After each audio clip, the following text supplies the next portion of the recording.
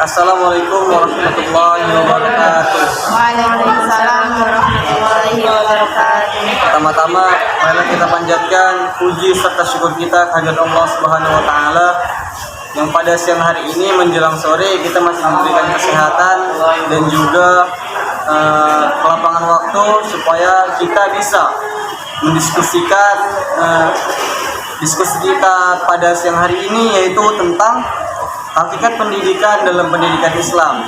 Dan untuk yang pertama kalinya, kami akan memperkenalkan diri kami satu persatu sebagai kelompok 6. Mulai dari saya sendiri, nama saya Rizky Hasan Afandi, dan akan dilanjutkan oleh teman sebelah saya. Nama saya Anti Anissa. Dan saya Ismaili.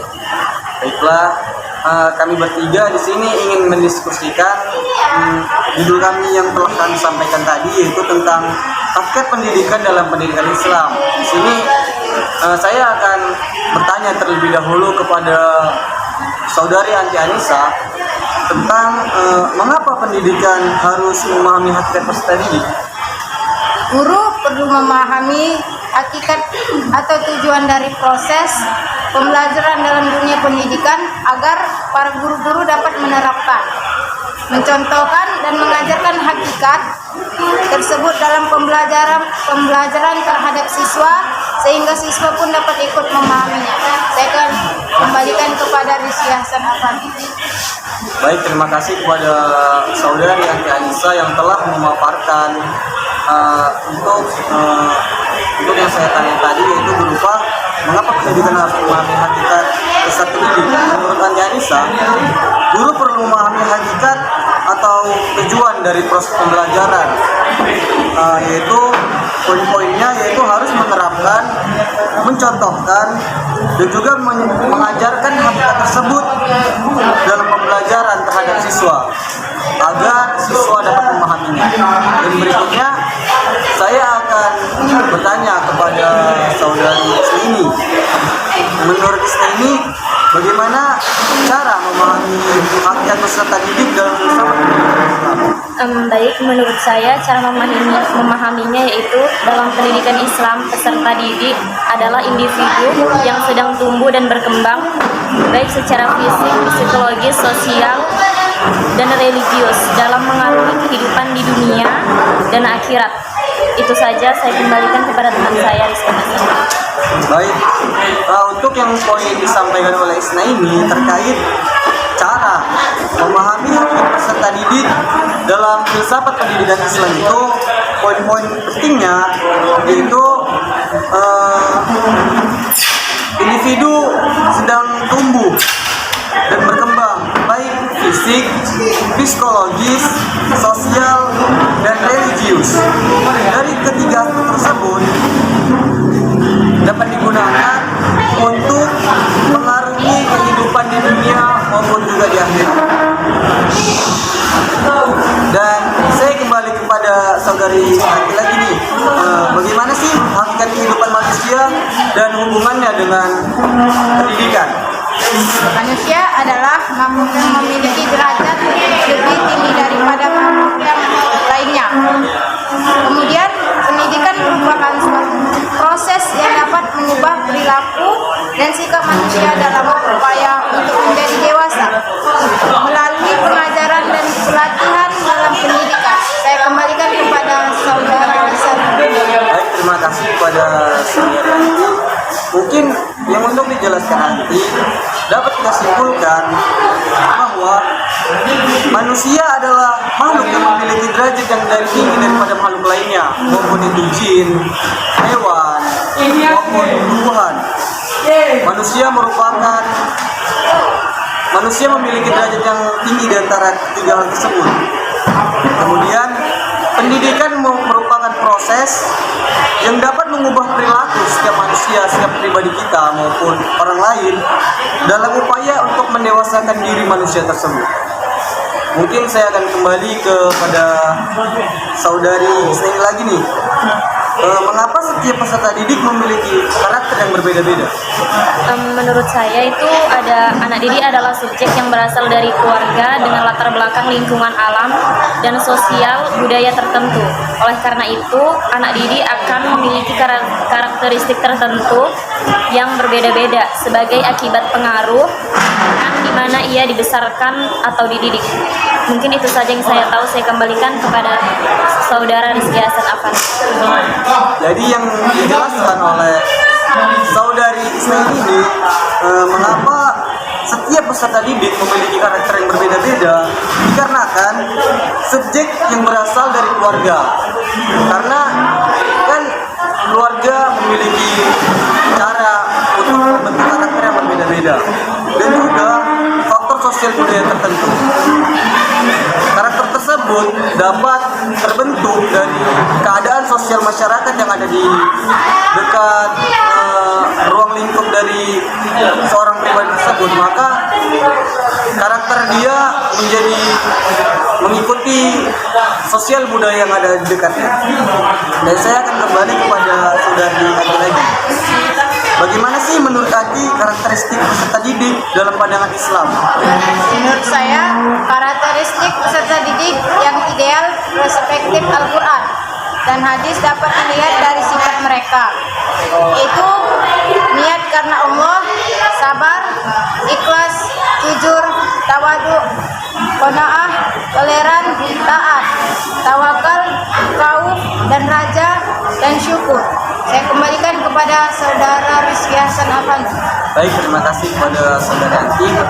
Untuk yang dijelaskan oleh saudari Anti tadi, menekankan bahwa karakteristik peserta didik itu berasal dari Al-Quran dan juga Sunnah, yaitu hadis Rasulullah SAW.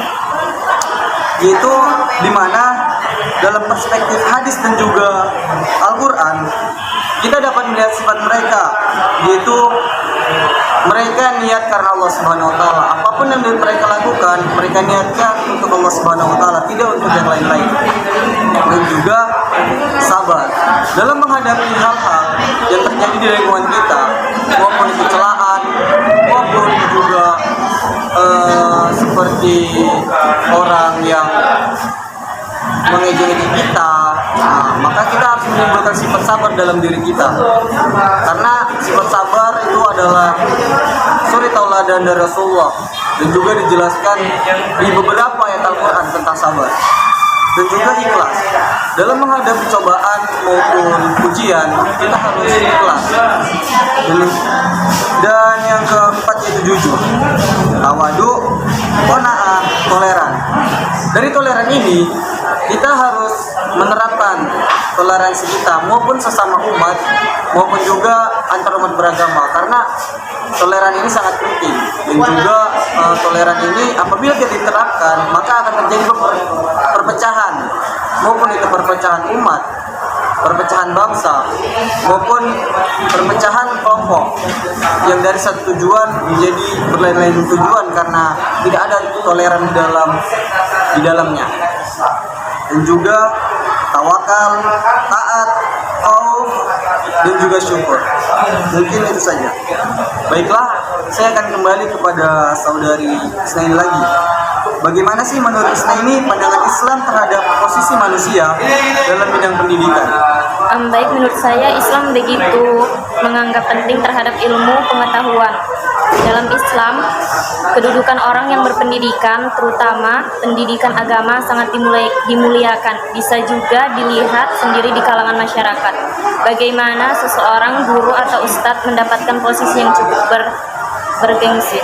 Mungkin itu saja yang saya tahu. Saya kembalikan kepada saudara Rizky Hasan Afandi. Terima kasih kepada saudara Isnaini. Mungkin yang dijelaskan oleh Isnaini terkait bagaimana pandangan Islam terhadap posisi manusia dalam bidang pendidikan. Yaitu Islam begitu menganggap penting tentang ilmu, sampai-sampai Rasulullah mengatakan bahwa kejarlah ilmu sampai ke negeri Cina. Bahwa dari hadis tersebut dapat kita simpulkan bahwa pentingnya kedudukan ilmu ini untuk setiap insan, karena dengan ilmu kita dapat menggapai segalanya. Dan juga dalam Islam, kedudukan orang yang berpendidikan, terutama dalam pendidikan agama, sangat dimuliakan. Bisa kita lihat dari kalangan masyarakat kita, yaitu di mana seorang guru atau ustadz mendapatkan posisi yang sangat bergengsi di kalangan masyarakat, seperti orang terpuji yang dianggap masyarakat, karena seorang guru ataupun ustadz adalah orang yang menjadi seperti orang yang kita seperti orang yang menurut kita itu patut kita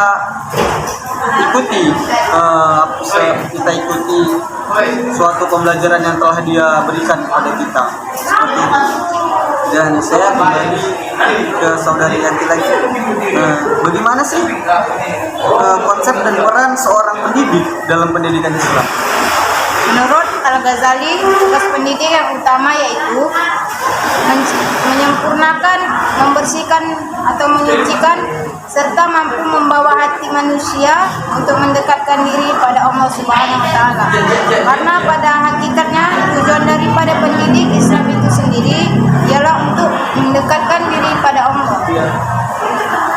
Terima kasih kepada Saya kembalikan kepada Rizky Hasan Avanti. Terima kasih kepada saudari Yanti. Dari paparan yang telah saudari Yanti jelaskan bahwa bagaimana konsep dan peran pendidik Islam dalam pendidikan Islam.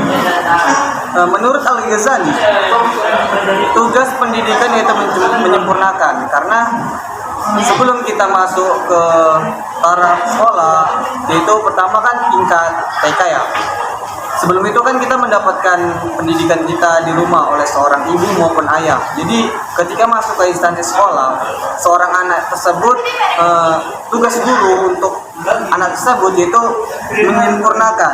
menyempurnakan dalam konsep menyempurnakan akhlak maupun menyempurnakan pengetahuan yang telah diberikan oleh seorang ibu kepada anaknya, dan juga membersihkan dan mensucikan, serta mampu membawa hati manusia untuk mendekatkan diri kepada Allah Subhanahu wa Ta'ala. Karena hakikat dari tujuan pendidikan Islam tersebut adalah untuk Islam itu sendiri, yaitu untuk mendekatkan diri, untuk mendekatkan hati kepada Allah Subhanahu wa Ta'ala. Dan saya akan kembali ke saudari Isnaini kembali. Bagaimana sih cara agar pendidik Islam itu bisa berhasil dalam menyampaikan pembelajarannya dengan baik? Terima kasih kepada saudara Rizky Hasan. Menurut saya itu adalah mengamalkan keahliannya sesuai dengan kompetensi menurut Al-Quran dan As-Sunnah. Belajar yang telah dicapai, keberhasilan pendidikan Islam dapat dirasakan oleh seluruh masyarakat muslim. Yang pertama itu ada mengembangkan profesionalisme guru, yang kedua meningkatkan keberhasilan pengelolaan kelas, dan yang terakhir ada menciptakan suasana religius di sekolah. Mungkin itu saja, saya kembalikan kepada saudara Rizky Hasan Afan. Terima kasih kepada saudara Isnaini yang telah menjelaskan. Dapat kita simpulkan dari jawaban yang telah diberikan maupun paparan yang telah diberikan oleh saudara Isnaini tersebut, bahwa cara agar pendidikan Islam itu bisa berhasil dengan baik yaitu mengamalkan keahlian sesuai kompetensi, yaitu menurut Al-Quran dan As-Sunnah. Dan juga keberhasilan pendidikan Islam dapat dirasakan oleh seluruh masyarakat muslim. Dan yang terutama untuk tenaga pendidik dan juga tenaga kependidikan, mengembangkan keprofesionalan tersebut harus profesional, karena profesionalnya seorang guru adalah mampu menanamkan akhlak yang baik kepada siswanya, karena akhlak itu sangat dibutuhkan, dan juga adab, karena manusia yang memiliki ilmu tetapi tidak memiliki akhlak maupun akhlak, maka manusia tersebut dianggap tidak sempurna, karena akhlak itu maupun adab itu lebih tinggi daripada ilmu. Dan yang kedua, meningkatkan keberhasilan pengelolaan kelas. Seperti yang kita tahu, dalam pengelolaan kelas itu harus secara baik, karena dalam pengelolaan kelas yang tidak baik maka target dari pembelajaran tersebut tidak akan tercapai. Dari kita lihat dari segi kelas tersebut, apabila kelas tersebut tidak memenuhi syarat seperti banyak kursi yang rusak maupun tidak ada seperti spidol untuk menulis di papan tulis, maka pembelajaran tersebut menurut saya tidak efektif. Maka dari itu pengelolaan kelas itu harus ditingkatkan untuk meningkatkan minat anak untuk belajar. Dan yang ketiga, menciptakan suasana religius di sekolah. Dan yang terakhir, saya kembalikan lagi ke saudari Andi. Bagaimana sih karakteristik pendidik dalam pendidikan Islam? Berdasarkan hasil analisis pada Al-Quran surah Al-Mudatsir ayat 2-7 bahwa karakteristik pendidik menurut Ibnu Katsir adalah senantiasa beriman kepada Allah, ikhlas bekerja keras, membersihkan hati dan pakaian, meninggalkan perbuatan dosa dan sabar. Saya kembalikan kepada saudara Rizky Sarmapandi. Terima kasih kepada saudari Anti Anissa. Jadi berdasarkan yang telah dipaparkan oleh saudari Anti Anissa ini terkait bagaimana karakteristik peserta didik dalam pendidikan Islam, yaitu berdasarkan analisis pada Al-Quran, yaitu Quran surah Al-Mudatsir ayat 2-7 dinyatakan bahwa karakteristik pendidik menurut Ibnu Katsir adalah senantiasa beriman kepada Allah, ikhlas bekerja keras, meninggalkan perbuatan dosa dan juga sabar. Maka untuk menghasilkan pendidik yang berkualitas maupun profesional harus juga diimbangi maupun didalami